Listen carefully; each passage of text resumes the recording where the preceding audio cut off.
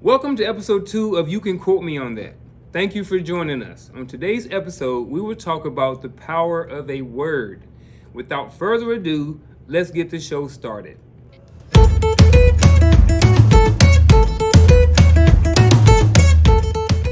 Welcome to episode 2. I am Martin. And I am Burbank. So, Burbank, what type of mug you got today? Ooh, well, I got this nice ceramic mug with heart on it. We're going to be talking about the power of words. And it doesn't say a word. I couldn't find a mug with a word on it, at least in the amount of time that I had. But this represents a powerful word, love. And so I thought that would be a good one. So I'm going to take a little sip of my water. You enjoy your water. That's good stuff. How is it? It's good water? It's lovely. Nice.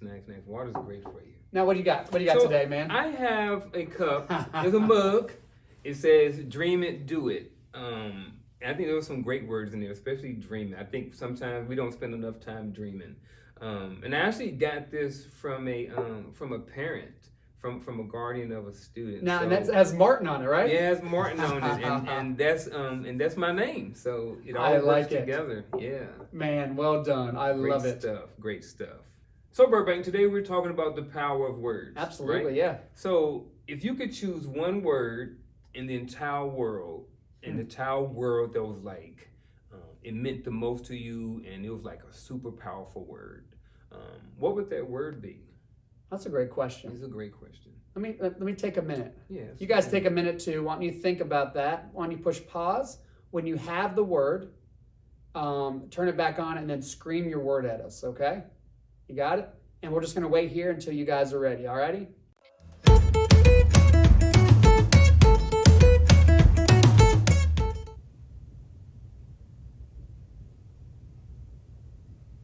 you think they're back yet? I don't know. I see somebody moving around. Yeah. I don't hear anything yet. Me neither. Or maybe it's just because they're not in this room. Yeah. All right. Well, hey, we'll pretend that they're back. How's that sound? I think that's good. Hey, welcome back. Hopefully that took a little long, you guys. Next time, if you could be a little quicker, that'd be great. Yeah, I would appreciate it. So words. Yeah, words. Do you mind if I share my word? No, go ahead and share your word, Mr. Burbank. I like that.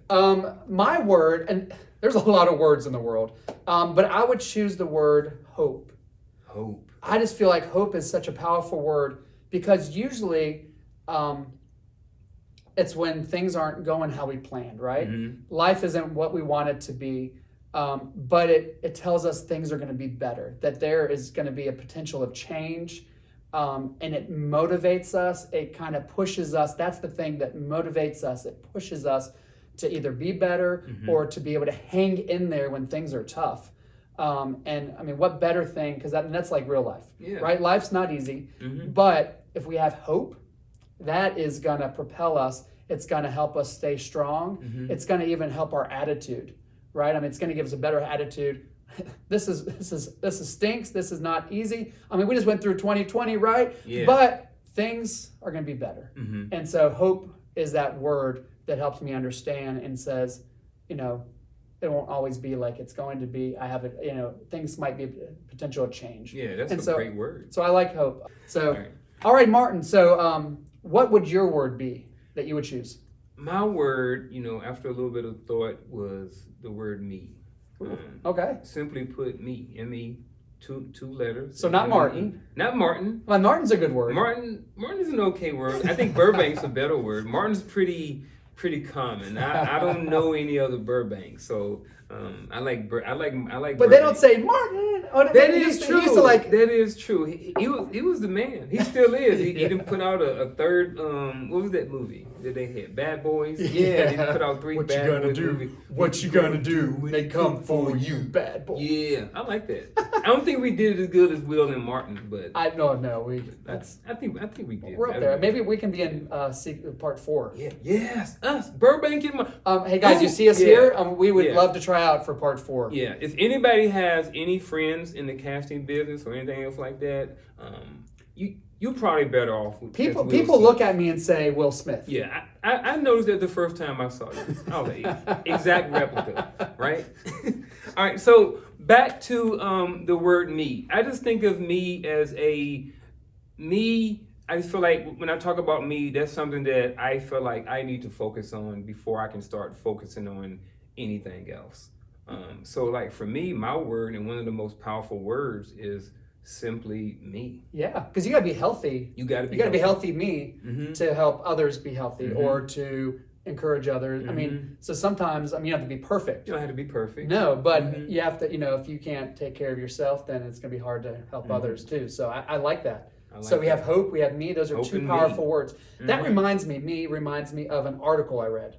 Oh yeah, you shared the article And with so me. it was an inc.com, or I think it's INC magazine as well. I'll put it in the show notes, the link to the article. But I'll read the title of the article. Pulling it up here is researchers combed through thousands of songs and found this one word predicts a hit. So they didn't look at just one genre. They didn't look at just country music. They looked at country music and pop and rap and all these songs, thousands of them. And they said, what one word was consistent among it? You think they know? I don't know. What do you guys think? Yell it out. Yell it out to us. What one word? No, it's not the, which I think the was probably, that is like the most common word in the English language. The. But that's not it. Okay, no, it's not tacos. That would be nice. No, the word is you. You. You. Like you. How like the animal you? Yes. Okay. And no, the letter U. The letter U. No. No. Y-O-U. Y-O-U. Y-O-U. Opposite of me. Exactly. My So word. but like me, and I'm talking to you. Me and Me so and it you. goes right in there. You or me and me or you. Something like that. Yeah, something like that. But you, and then you might that's a pretty common word. But it's when you is the subject, when it's the object of the sentence. And so for songs like, some Whitney Houston. I like Whitney Houston. I wish. So I would sing the song to my son and my daughters when we're learning to brush teeth. Okay. And I would make them open their mouth Ooh, up. I like that. Will always love you. Oh man, look at Burbank. Oh man. Like she just kept going. I mean, hey, you're the man.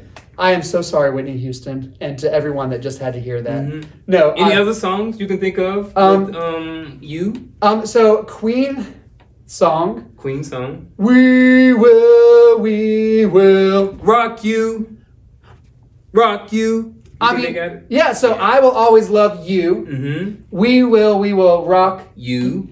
And so that was what's consistent. That you, and so we have this connection. Like when people connect with us, we're relational beings, right? Yeah. And so words that build us up, that connect with us, that help us feel things.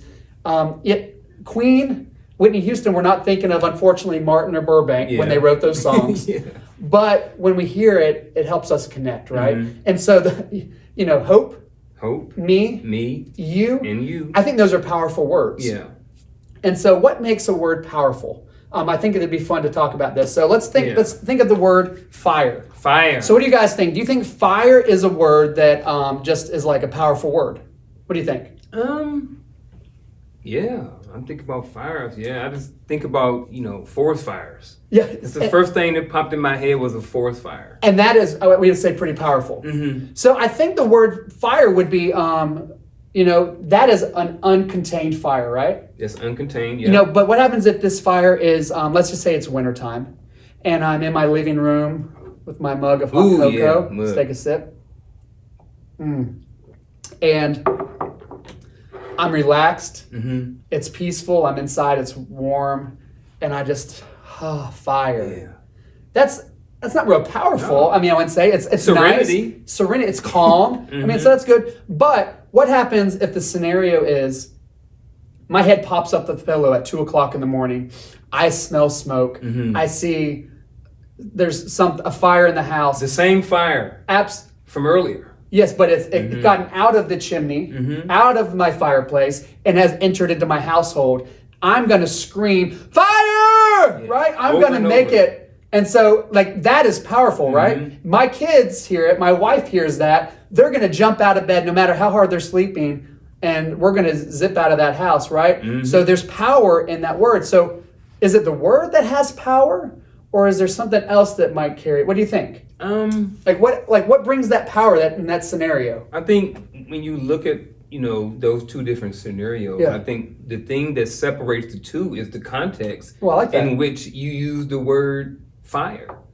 Same fire that was burning, you was drinking your hot cocoa, is the same fire that caused chaos, in your second scenario. So absolutely the context in which you use the word fire. Absolutely. I mean, in context, if we're talking about context, it's like what's happening around us would be context, what our environment is. And so, and like the context, so there might be some things we say, like at a county fair, right? That we wouldn't say at a funeral. Yes. Right? Yeah. I could say, woohoo, at the fair, right? As I'm going down. But if we're in the middle of someone's funeral and I just jump up and say, woohoo! Yeah, that's probably not the best time. No. As you just said that, I thought about something. And I thought about being on a plane and somebody's like, man, that's the bomb. Like, you're going to get a totally different reaction from someone saying that on the plane versus you saying that, at a game where someone made a, game-winning 3-point. Oh, man, that dude is the bomb. It's, even the context, like you said. You're going to know in 3.7 seconds who the marshal is on that airplane right there. Because he's going to introduce himself. Yep. Yes. He's going to give you a nice big bear hug. Yeah, he sure is. And you're going to have a free little ride to somewhere. To somewhere, yes. Don't do that at home, kids. Yeah, please. All right. Yeah, don't yell anything about bomb on the plane. That's our disclaimer. Oh, so yes, you're right. The context, and then also how we say the word. How we say it, right? Tone. And absolutely. So, Mr. Martin, you offended me. I offended you. Okay. And I come to you and I'm like, I'm sorry. Right? Yeah. I'm sorry. Are you going to really, be heartfelt and be like, it doesn't feel like. Based off of your demeanor and based off your look and your delivery and your tone, it didn't sound like it was sincere. You guys think that was a sincere apology? Mr. Martin. Yeah. I'm so sorry. I'm so sorry. Yeah. Now, what about that? Is that good? You look... Will Smith, baby. Will Smith. Y'all see the acting? Yeah. He's plugging his acting skills. Yeah. Will Smith, baby. Yeah, I like it. That apology looks more sincere. But but so the power would be how it's delivered. But I could have just been acting. So there's more, right? And so it's going to take some time sometimes for things like that. And I think when you have a relationship with people or lack of, well, everybody has a relationship, whether it's good or bad or whatever degree it's at. We all have a relationship with everybody that we come in contact with. And I think if you have those strong relationships with people, those outside things like delivery, voice, context, all of those things are a whole lot more understood. Yeah. When you have those close relationships like that. Absolutely. Yeah. Absolutely. So we're talking about words. So just as a recap real quick, context matters. Context matters. So the word matters, what word we use. The context matters. How we say the word matters. So words are powerful. We could say that words can be powerful with depending on the right context. What thing about words is, so like I chose the word hope. There's positive words that are powerful, right? So when we think of words, when you think of powerful words, we can think of positive, but guess what?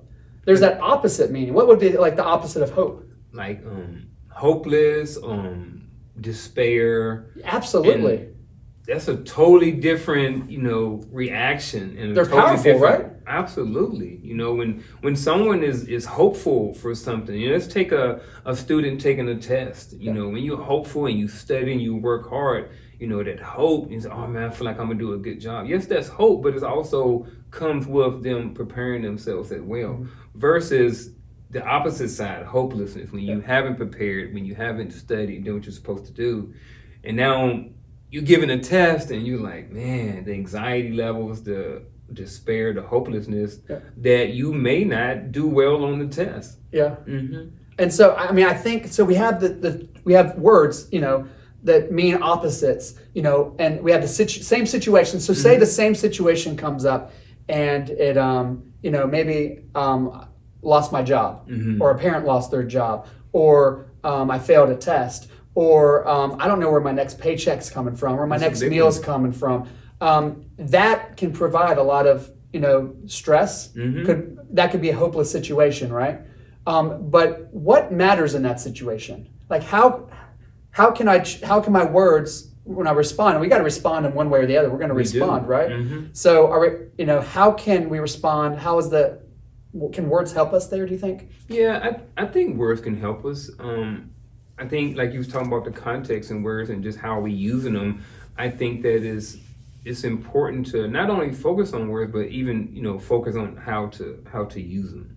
And I know we kind of talked about that, but how to use the words, and when is the right time to use certain words, when is the right context to use the words, and all of those. Because I think it's important to be honest.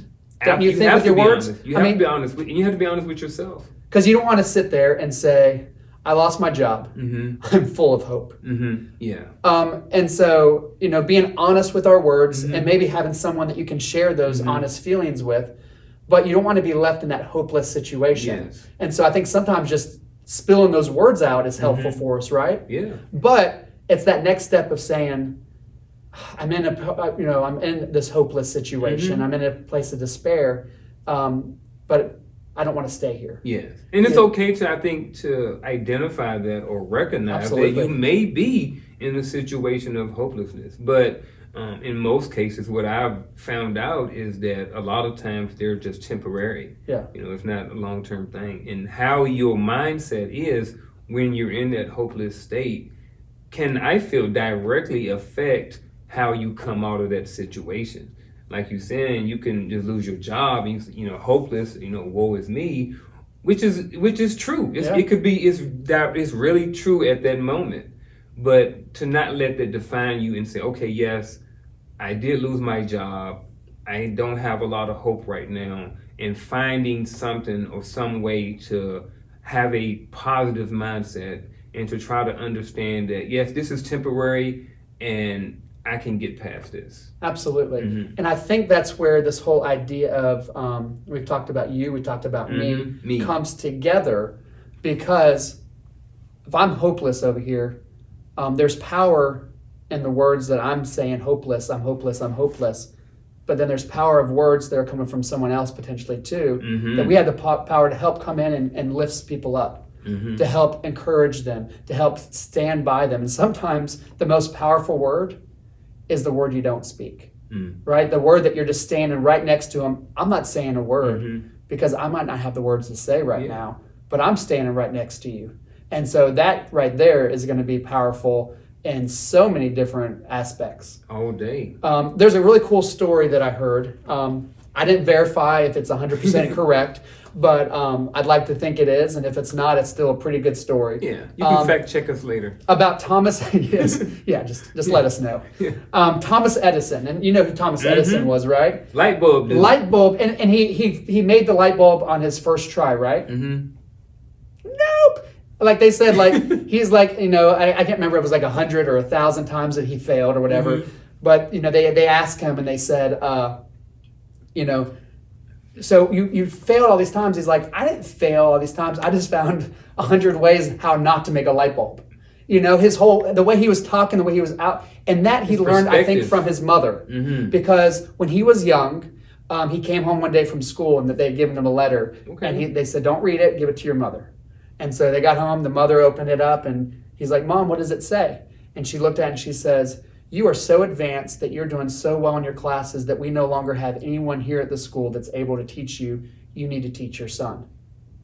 And so she taught him, and he grew up to be a brilliant mind and do amazing things, right?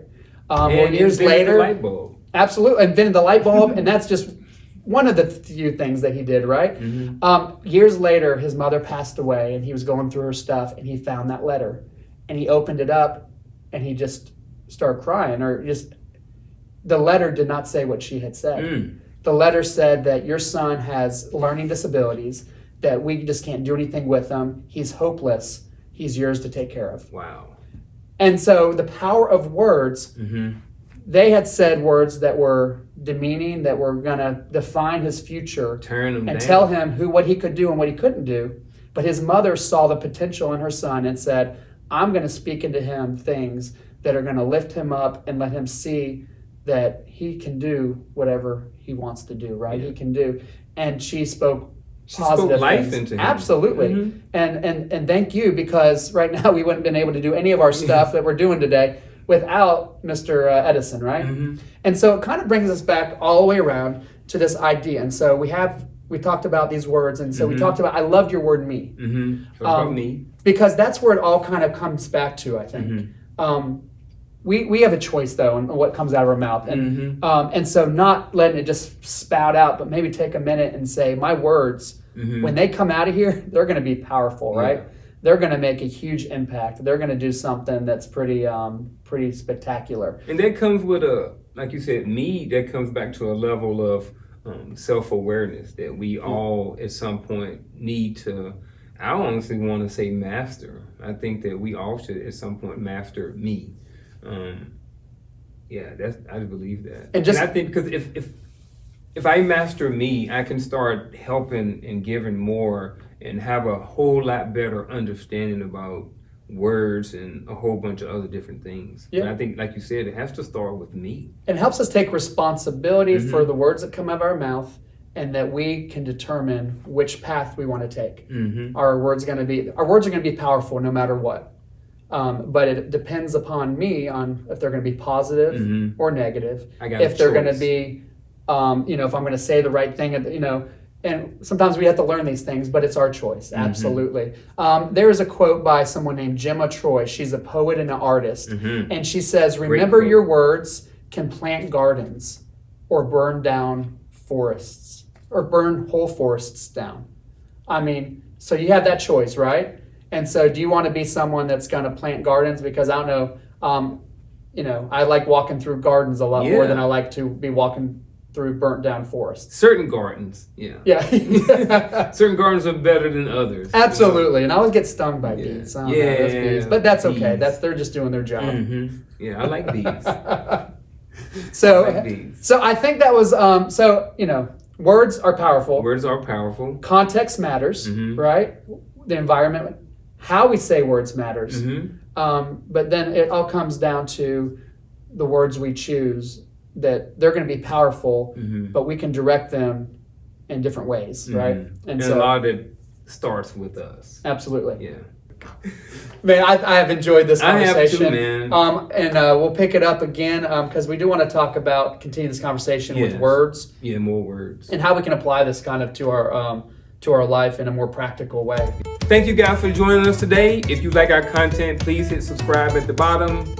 Leave us some comments, and we hope to get more content to you shortly. And you can quote me on that.